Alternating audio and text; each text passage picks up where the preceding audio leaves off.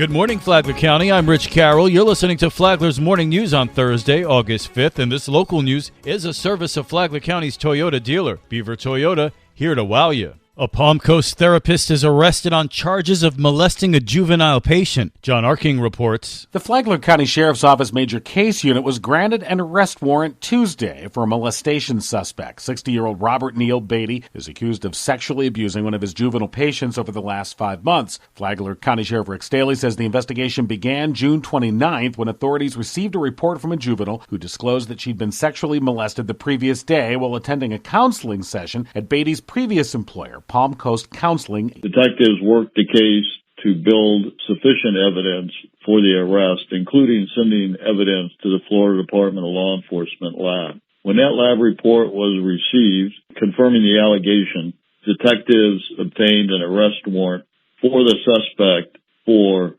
sexual battery while in custodial authority, 2 counts of unlawful sexual activity with certain minors, and sexual misconduct by a psychotherapist with a no bond. Deputies were able to locate the suspect at his new place of employment in Volusia County with the assistance of Daytona Beach Police Department and made the arrest, and he was then booked into the Volusia County Jail under no bond while waiting transfer to Flagler County Jail. At this point, authorities say there's no evidence to suggest there are additional victims, but any and all victims of sexual abuse are encouraged to come forward. From the WNZF Newsroom, I'm John Arkin.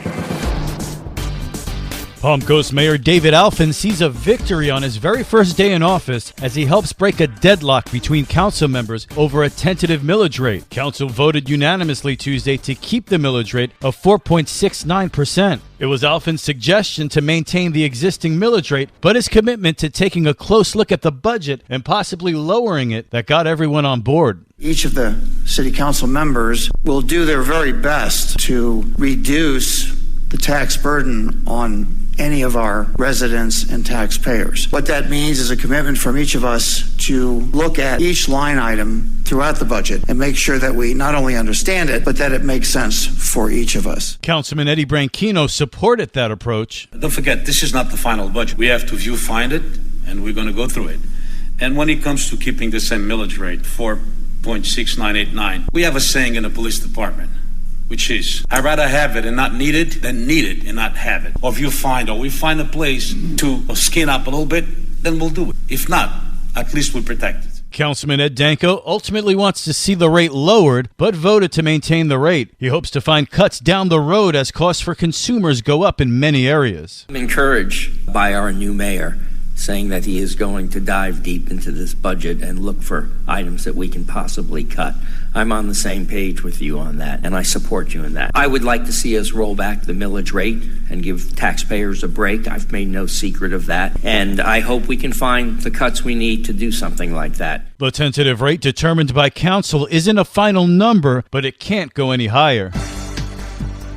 Palm Coast and Flagler County governments don't always get along. Amy Cherry has more. But Flagler County Commissioner Greg Hansen believes new Mayor David Alfin will have a positive impact on city-county relations. He was very positive and very upbeat, and his message was, we're going to get along. With me as mayor, we're going to get along. And I believe that of him. He's had all the experience. That's why I think he was the right choice. He's run a company. He's managed people. He's managed big budgets. He knows how to do that. And he knows how to get things done. He doesn't tell people to do things. He says, what do you think? And let's work it out. See what, and that's the kind of leader he is. And we need that in Palm Coast. And I think we're heading off in a great direction. Alfin was sworn in as the city's 4th mayor Tuesday night. From the WNZF Newsroom, I'm Amy Cherry.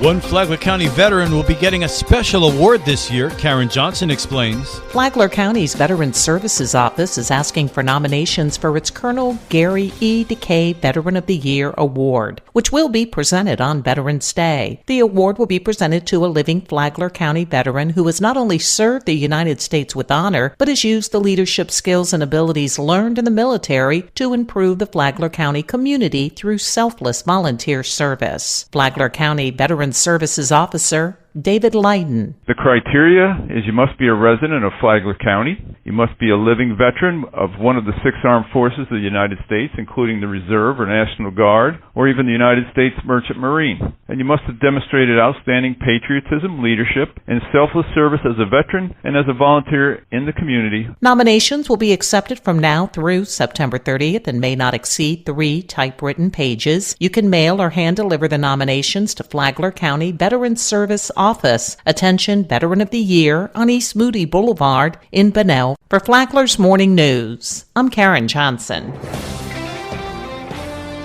What's it going to be like going back to school after being at home in virtual school for a year? Flagler School Superintendent Kathy Middlestadt says that's something that teachers are working on. Engaging our students again and our parents too, because I know there's been some difficult times and some difficult hardships out there for everyone because of the COVID impacts. She said the idea is for teachers to recognize that students may have some trouble adjusting to the classroom again, and with families, they'll work through the difficulties. The Flagler Voice is on Saturday mornings at 8:30 on WNZF, the podcast on the Flagler radio app. Tomorrow, what is the district's strategic plan? From the WNZF newsroom, I'm Deb Albertson. And now you're up to date on Flagler's Morning News. I'm Rich Carroll.